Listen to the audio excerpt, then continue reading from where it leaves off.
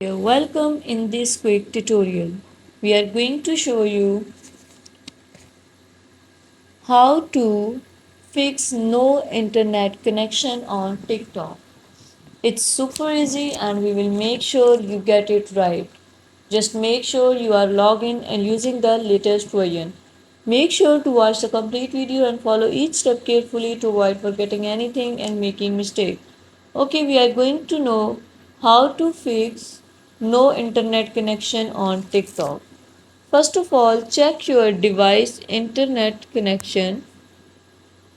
Ensure that your internet connection is working properly by router and ensure that nothing is interfering with your Wi-Fi or internet connection.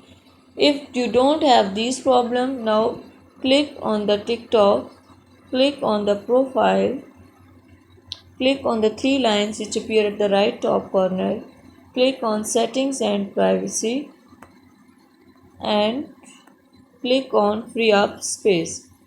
Clear all the cached here and now you see your TikTok is working properly or not. Thank you so much. Please consider showing your support by commenting, liking, sharing, and subscribing to our channel for more valuable content in the future. Your engagement is highly appreciated. I wish you very good luck. Thanks.